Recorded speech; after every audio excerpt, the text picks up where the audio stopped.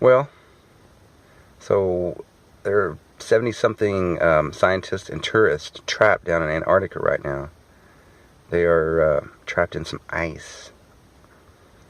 Yes, they were down there cruising around, and they got stuck.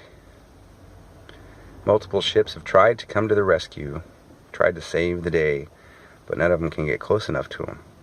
So now it looks like they're going to be airlifted out via helicopter. They're wasting the time and resources of all these other ships down there, which could be doing whatever else they were doing to begin with. Wasting their time and resources to rescue all these people. Of course, the mainstream media, they won't tell you who these people are or why they were there. No. It's because they're a bunch of global warming scientists. And they took a bunch of tourists down to show them the changes, the melting ice due to global warming. Right, that melting ice that's got them now stuck. These geniuses, and I put that in quotations, along with scientists, these geniuses managed to get themselves stuck. Now, those of you who believe in this global warming fraud, well, these are the people you're getting your information from.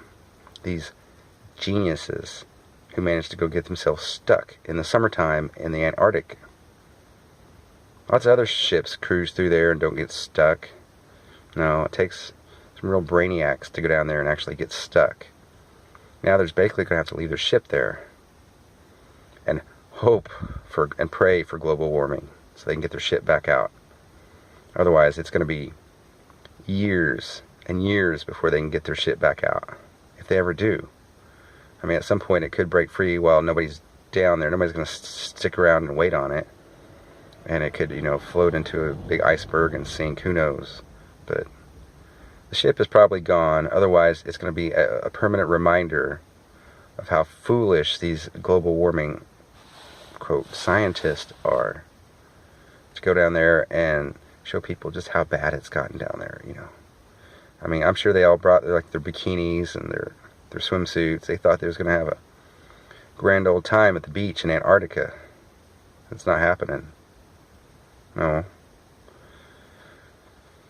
Of course, I know some of you are going to come on here and say, well, you're just a dumb redneck hick.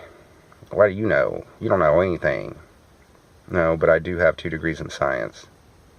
So I can be called a scientist. Unlike many of these so-called scientists, they have degrees in other things. They call themselves scientists.